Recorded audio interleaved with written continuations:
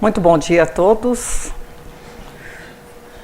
Que a paz do Mestre nos envolva e que nossas mentes possam estar abertas ao perdão, que é o tema que nós vamos estudar hoje, que está contido no Evangelho segundo o Espiritismo, no seu capítulo 10. Bem-aventurados os misericordiosos. Nós vamos ver os itens de 1 a 4. Perdoai para que Deus vos perdoe. No capítulo 21 do Antigo Testamento, no livro do Êxodos, nós vamos encontrar uma das frases mais famosas que nós temos conhecimento sobre Moisés. Diz lá a frase: então dará vida por vida, dente por dente, mão por mão, pé por pé, queimadura por queimadura, ferida por ferida, golpe por golpe. E essa lei de Talião ficou gravada em nossas mentes, né? Como a lei do dente por dente, olho por olho e dente por dente. E essa frase dita assim, parece uma violência enorme. Imaginem a situação de uma pessoa que agrediu a outra e foi lá e furou o olho dela. Ele furou teu olho, então agora vai lá você e fura o olho dele. Na nossa leitura, parece uma violência desmedida, mas muitos de nós está numa fase de comportamento anterior ao próprio Moisés. Porque nós recebemos um tapa e aí a gente diz, agora eu vou matar aquele sujeito. Não pode, é só um tapa. Ele não te deu um tapa? É só um tapa. Então, vejam que a lei de Moisés não é essa violência que a gente imagina ser. Porque recebemos uma agressão e queremos devolver de maneira 10 vezes pior do que a que a gente recebeu. Quantos de nós estamos anterior a Moisés? Pois além da chamada justiça, nós desejamos mesmo é a vingança. E é comum a gente ouvir, né? Ah, eu só quero justiça, eu só quero justiça. Ele roubou meu celular, mas quero que ele apodreça na cadeia. É mais ou menos assim a nossa linha de pensamento, né? A lei de Moisés, olho por olho, diz lá, né? Olho por olho. Mas em lugar nenhum está escrito, vá lá, tu mesmo, e arranque o olho dele. Apenas diz, ele dará, olho por olho. Agora, quem vai cobrar não somos nós. É da lei da qual todos nós estamos submetidos. Aquilo que nós fizermos, nós encontraremos a justiça lá na frente. Se a misericórdia do Pai não nos alcançar primeiro, né? Mas, na lei de Moisés, está também uma frase, amará o teu próximo como a ti mesmo. E muitos de nós acreditam que essa frase foi dita por Jesus, mas essa frase é de Moisés. É ele falando uma série de mandamentos para o povo.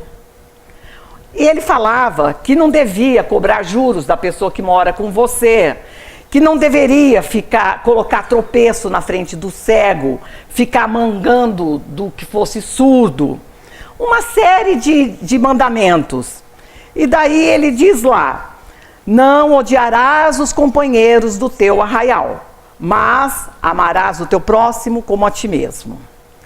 Porém, Moisés disse que era para amar o próximo. E lendo o texto, a gente percebe que esse próximo era o próximo mesmo. Eram as pessoas que moravam por perto ou entre o mesmo povoado. Não era para amar os outros povos, aqueles que vinham entrar em luta com eles, aqueles que invadiam. Esses não era para amar, esses daí era uma outra conversa. Mas o povo da sua vila, o povo do seu arraial, esse sim era para amar. E aí vem a grande mudança, quando chega Jesus. Porque Jesus não tratava do amor ao próximo simplesmente. Ele distendia esse conceito do amor ao próximo de uma forma muito mais abrangente. E é por isso que no capítulo 10 do Evangelho de Lucas, existe uma passagem onde um doutor da lei questiona Jesus. Depois de fazer o que eu herdarei a vida eterna? E Jesus responde, o que está escrito na lei? Como lês? E ele responde, amarás o Senhor teu Deus de todo o coração e de toda a sua alma, com toda a sua força, com toda a sua mente, e o teu próximo como a ti mesmo. Respondestes de forma justa, disse Jesus. Faze isso e viverá. Ele, porém, querendo justificar-se, questiona Jesus. E quem é o meu próximo? Afinal, qual é o conceito de próximo? E Jesus, então, vai distender o conceito de próximo, contando a parábola do bom samaritano. Falando daquele povo que não era amado, que eram os samaritanos. Querendo mostrar que o próximo não era somente aquele que vivia perto de você, mas que o próximo são todos, inclusive aqueles que a gente mais rejeita é o nosso próximo. E lá no Evangelho de Mateus, no Sermão da Montanha, Jesus diz, ouviste o que foi dito, amarás o teu próximo e odiarás o teu inimigo. Eu, porém, vos digo, amai os vossos inimigos. Certamente, de todas as frases de Jesus, nenhuma deve ter sido tão forte quanto essa. Tão pesada para os ouvidos dos judeus como essa. Que deveríamos amar os inimigos. Tão forte que até hoje eles têm dificuldade de entender esse amor aos inimigos. E vivem em guerra. Isso deve ter caído como uma bomba nos ouvidos daquele povo.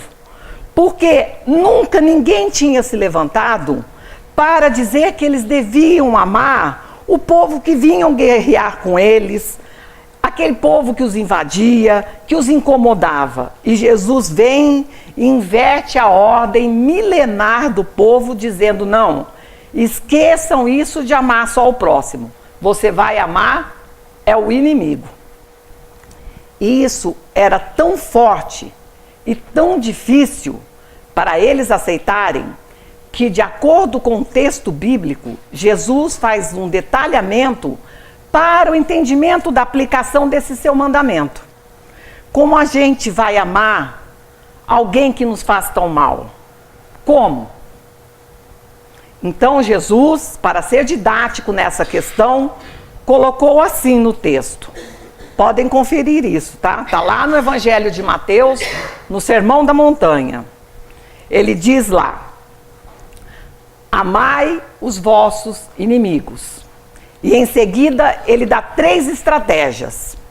Então ele diz, amai os vossos inimigos. Primeiro, fazei o bem àqueles que vos aborrecem. Essa é a primeira forma que Jesus propõe para que amemos os nossos inimigos. Fazendo o bem à pessoa que nos faz mal.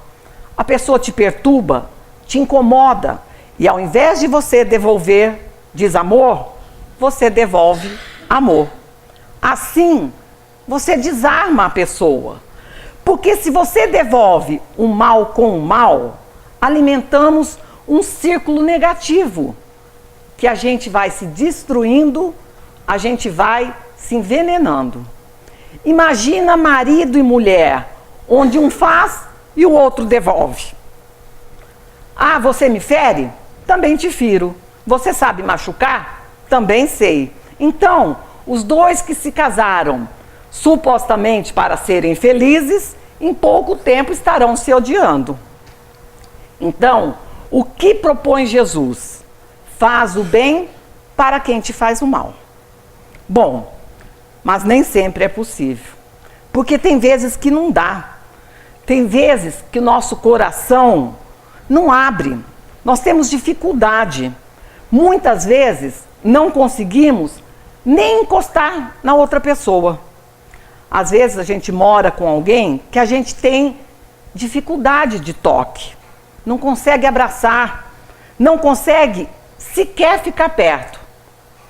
A pessoa senta na mesa, você levanta. Você entra no quarto, a pessoa está no quarto, dá licença? Porque a presença da pessoa nos incomoda. Quando estamos nessa situação, não conseguimos mais fazer o bem a outra pessoa. Então, Jesus nos apresenta a segunda estratégia. Diz ele: bem dizei o que vos mal dizem. Isso seria o quê?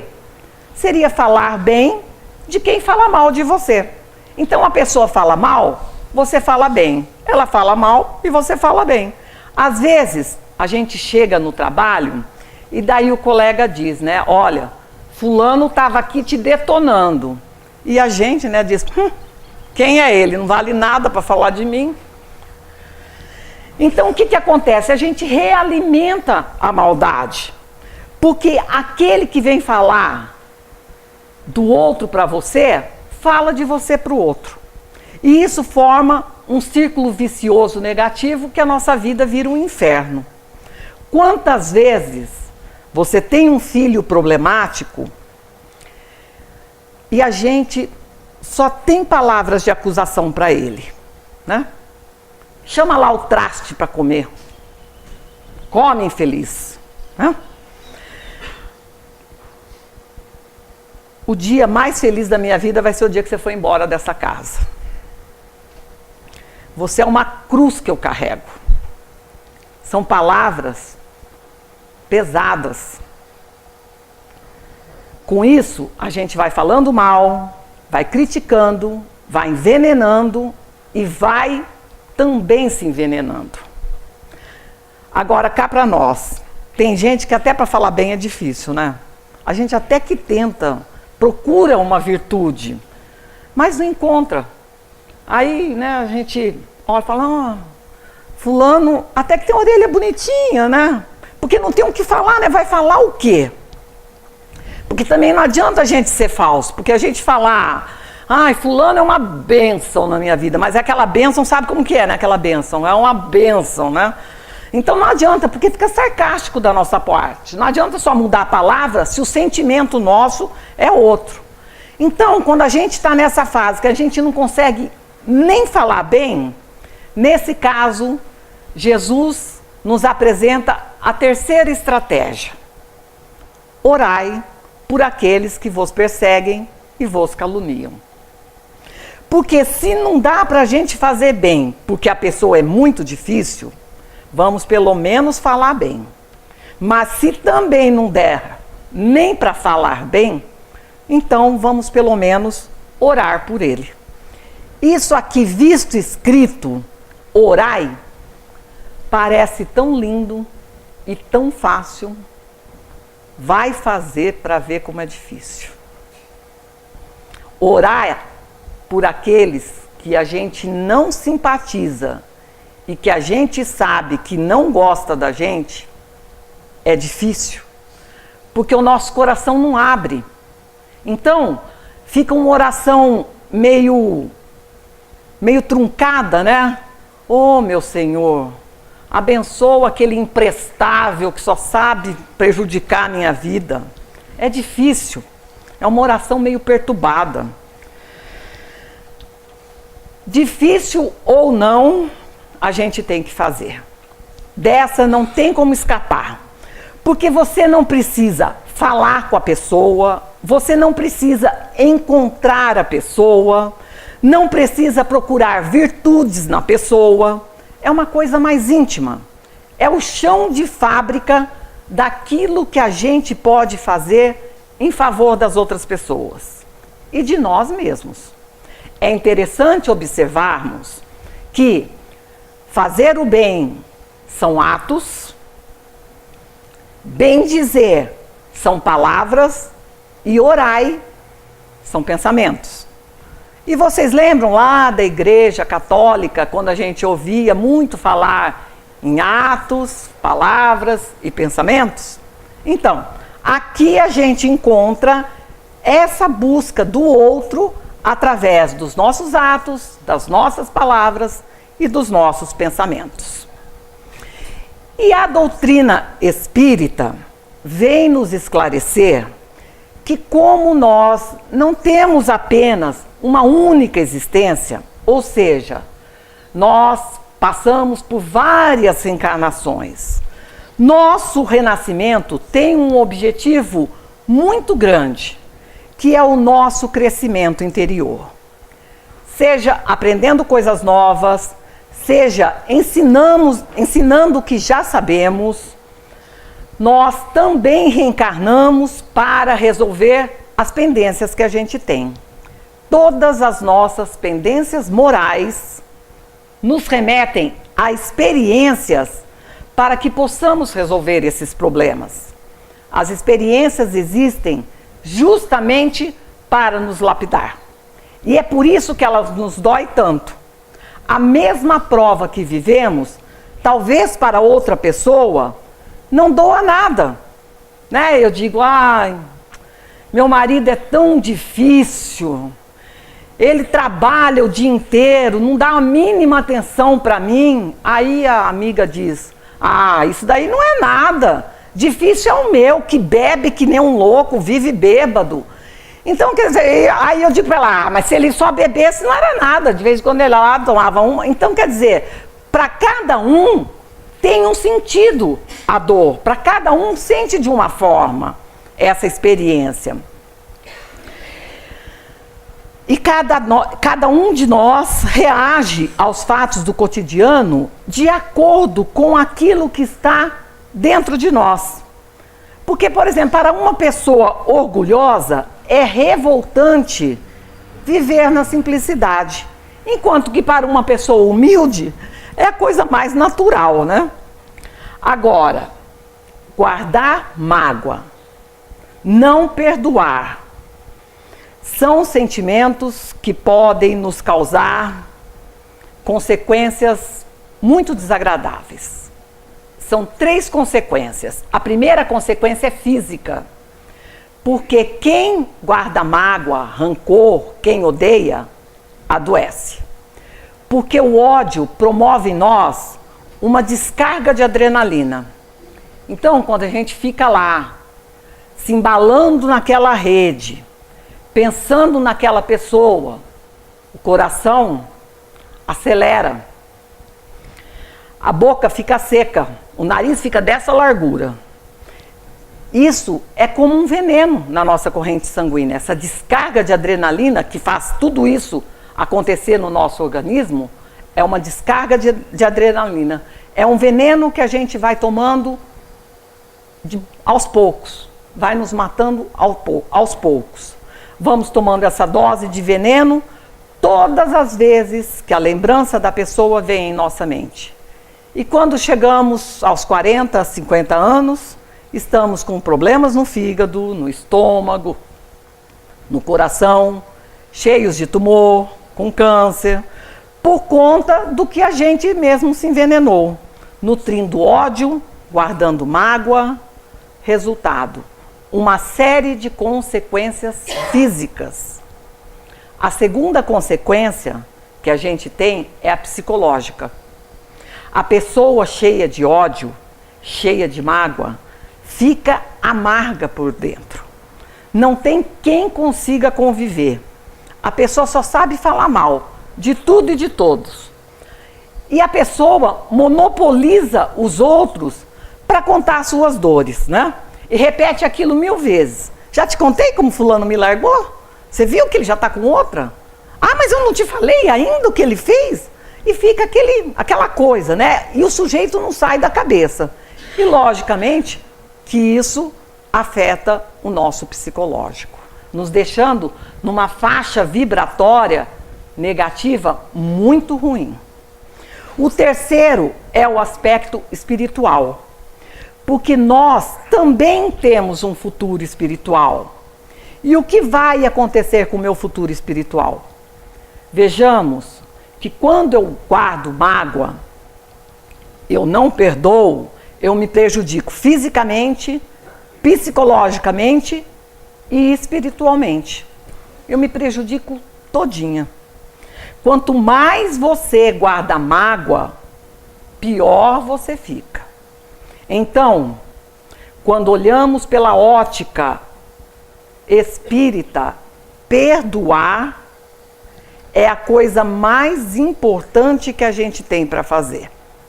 O perdão é para a doutrina espírita a grande oportunidade de redenção das nossas almas. Quando amamos, criamos laços de afeto que nos une um ao outro. Mas quando odiamos, criamos grilhões que nos aprisionam aos nossos desafetos. Então, odiar é como marcar um encontro com a pessoa numa próxima encarnação. Não é uma obrigação, mas há uma grande chance de essa pessoa que eu tanto odeio vir fazer parte da minha vida numa próxima encarnação. Será que é isso que a gente quer? Então, pelo nosso próprio benefício, é preciso que a gente faça o exercício do perdão. Mas sempre que falamos em perdoar, em perdão, a gente sempre tem justificativas, a gente tem respostas e desculpas que não correspondem à verdade. Muitas pessoas, equivocadamente, acreditam que perdoar é conivir. De maneira nenhuma. Ao perdoar o delito, não estamos a favor da sua execução.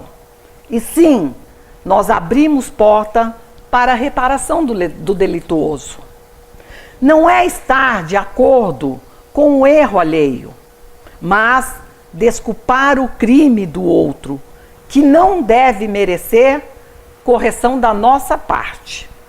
Porque o Pai de misericórdia não deseja a morte do pecador, mas sim o desaparecimento do pecado. O perdão é não devolver a ofensa no grau que ela nos foi dirigida. A proposta de Jesus é amarmos-nos uns aos outros. E hoje o que estamos fazendo é armarmos-nos uns contra os outros. Enquanto estamos com mágoa, nós estamos sendo manipulados pelo outro. Enquanto estiver em nós o sentimento de amargura, o inimigo está nos controlando. O verdadeiro perdão é não discriminar o outro, não o deixar à mercê da nossa vingança, mas fazer um grande silêncio interior para permanecermos em nosso nível, enquanto ele desce ao chão no caráter moral.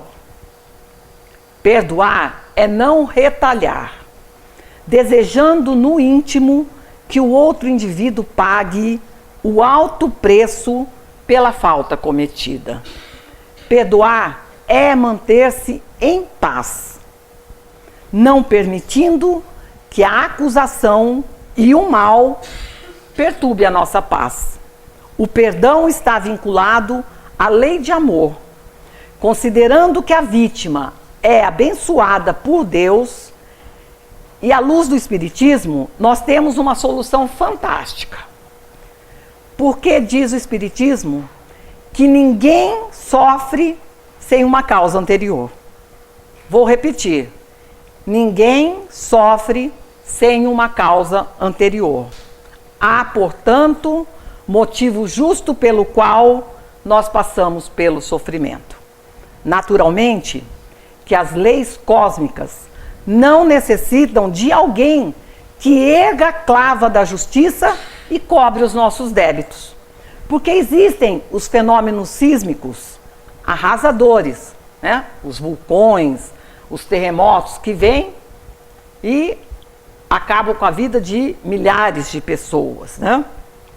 Existem os problemas morais inquietantes, os próprios conflitos que as pessoas vivem, as enfermidades degenerativas. Essas coisas poderiam ajustar esses débitos, mas quando alguém assume a postura de cobrador, movido pelo seu livre arbítrio, já está a um passo da infelicidade. E ao executar a cobrança, é inevitavelmente desditoso, porque ele passa a ser um devedor de si e perante as leis cósmicas. Por isso que a reencarnação, nos esclarecendo as razões dos sofrimentos humanos, também nos acena com uma grande esperança. Alegre-se por redimir-se. Graças a esses fatos da sua redenção, você pode semear esperança para o dia de amanhã. Somos permanentes semeadores. Da mesma forma que hoje estamos colhendo amargura e perseguição daqueles que talvez foram nossas vítimas, ou das leis que foram por nós ultrajadas, e eles são os instrumentos que se permitiram a cobrança. Naturalmente agora, nós podemos semear luzes e bênçãos que nos clarearão os nossos caminhos futuros. Quando somos abençoados por um grande sofrimento, vítimas de uma perseguição, ainda nos questionamos, né? Por que eu? Por que com meu filho? Por que dessa forma? Se confiarmos nos códigos da justiça divina, então nós diremos: o que teríamos feito em outra reencarnação? Por isso o perdão é essencial, e o auto-perdão também, porque interrompe a onda do mal. Porque senão ficaríamos nessa roda repetitiva de um vem cobra, o outro vai e paga. Alguém tem que interromper essa roda contínua de pagamento e sofrimento através do amor. Somente o amor dilui as vibrações torpes do ódio. E diz Kardec, nesse capítulo, com bela propriedade, não se pode amar o inimigo como se ama o amigo. Quando Jesus manda que amemos o inimigo e o ajudemos, naturalmente que não nos pede que seja o amor igual àquele que devotamos aos que nos amam. Porque aí entra o nosso emocional.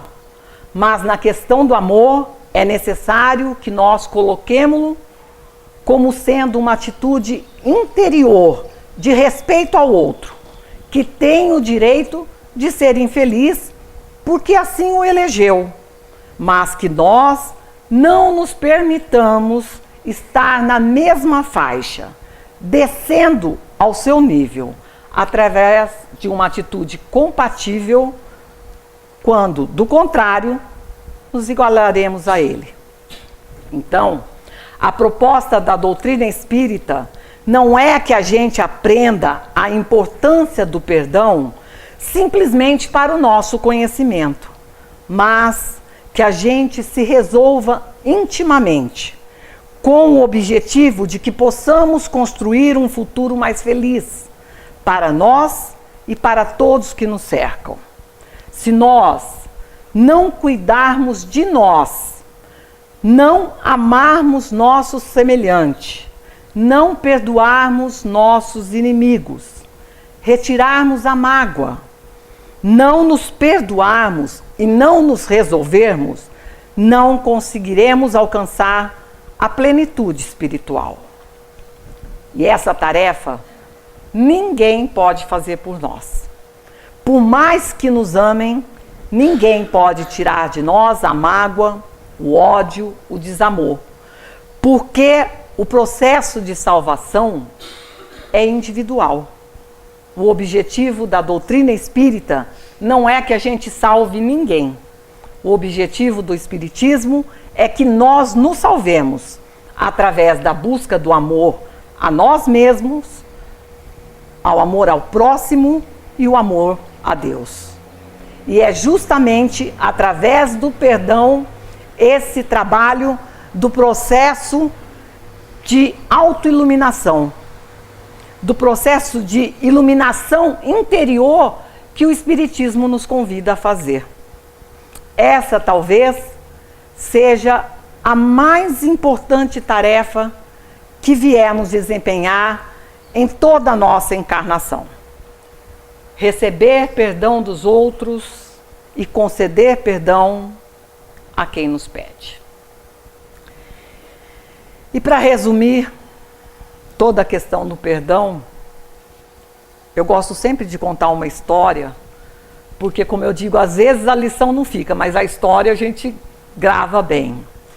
E eu ouvi essa história contada pelo nosso irmão Divaldo Pereira Franco, numa palestra que ele fez. É uma história que ocorreu entre os anos de 1915 e 1917, durante a Primeira Grande Guerra, que foi uma guerra, meu amigo deve saber bem, dos turcos otomanos contra os armenos. Era uma guerra que estava embutida dentro da Primeira Grande Guerra. Foi uma guerra por questão de intolerância racial, uma guerra de etnias. E a crueldade dos turcos otomanos ultrapassou todos os limites do suportável. Nesses 2 anos que eles estiveram em guerra, eles liquidaram com 1.500.000 armenos. Isso nas estatísticas oficiais, o que a gente pode presumir que o número deve ir bem além disso, que é uma cifra inferior à realidade.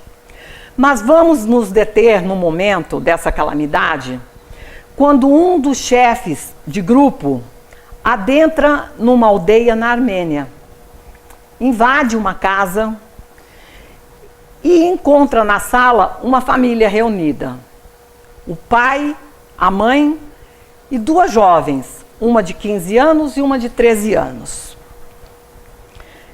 Sem cerimônia, ele mata os pais diante de suas filhas. Depois ele pega a filha mais jovem, de 13 anos, e entrega a soldadesca para que a violentem. E ali mesmo, na praça, na rua, ela é estuprada até a morte. A irmã de 15 anos é por ele dominada e ele a leva para sua casa bordel, porque provavelmente tratava-se de um psicopata sexual, porque havia outras jovens armenas que eram suas escravas nessa casa, a seu serviço. E ela ficou ali, nessa mais terrível servidão, porque esta é uma crueldade inominável. Não mata o corpo, não mata a pessoa, mata a alma, mata a vida. A vítima de um estupro, de uma violência sexual, guarda essa mágoa indefinidamente. Odeia o mundo e ela vê na criatura humana o representante daquela agressão animal e violenta que ela sofreu. Durante 2 anos, essa jovem fica a serviço desse homem, mas ela consegue fugir com mais 2 outras jovens. Termina a guerra e durante os anos 20, ela resolve estudar. Mas, como seu país, a Armênia, tinha sido destruída pela guerra, e depois de ter passado por muitas humilhações, ela resolve viajar para a Turquia e termina por matricular-se numa escola de enfermagem. torna-se uma enfermeira exemplar e vai trabalhar no hospital de emergência em Istambul. Revela-se uma verdadeira enfermeira, né? Uma hábil enfermeira. E certo dia, o diretor do hospital, da área de emergências, a chama e diz que acaba de chegar um paciente que todos recusam atender. Ele tinha uma dermatose, era uma purulência orgânica que as carnes se decompunham e caíam aos pedaços. E exalava um mau cheiro insuportável. Ele foi jogado numa ala distante do imenso hospital. O diretor pergunta se ela seria capaz de atender esse rapaz, que ele necessitava de cuidados intensivos, de dia e de noite, pelo menos nos primeiros dias, mas que ele iria morrer de qualquer forma. E que talvez nem mesmo uma filha fosse capaz de suportar. E ela responde que sim, que havia se dedicado a salvar vidas, a colaborar em favor de vidas e foi tomar conta do paciente.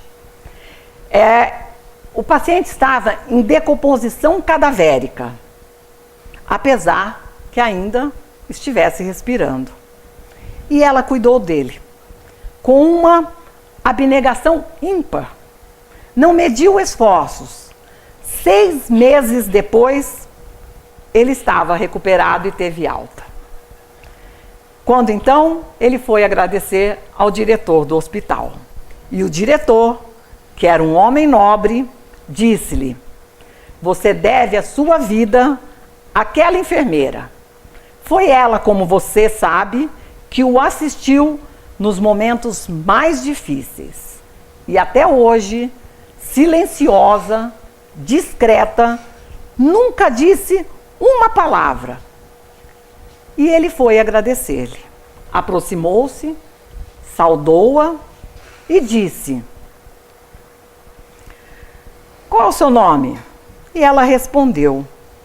E no meio do diálogo entre eles, ele diz: mas você fala o turco com acento armeno. Ela diz: é natural, eu sou armena. Ah, eu estive em seu país durante a guerra. Ela diz: eu lembro. O senhor esteve na minha aldeia. O senhor esteve na minha casa, matou o meu pai e a minha mãe. A minha irmã, o senhor jogou para ser destroçada pelos seus vândalos. E de mim fez uma escrava sexual. Ele empalideceu. Então olhou-a fixamente e a reconheceu. Então fez-lhe uma pergunta atroz. Quando você me viu no primeiro momento, você me reconheceu? E ela diz: sim, senhor. A vítima sempre reconhece seu algoz. E por que você não me matou ou não me deixou morrer? Porque eu sou cristã. Eu ouvi um homem dizer que nós devemos perdoar os nossos inimigos e fazer-lhe todo o bem que nos seja possível. E eu, então, lhe perdoei. Fica para nós essa reflexão.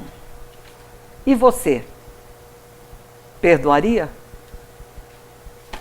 Vamos pensar sobre isso. Muito obrigado pela atenção de todos. Um bom domingo para todos nós.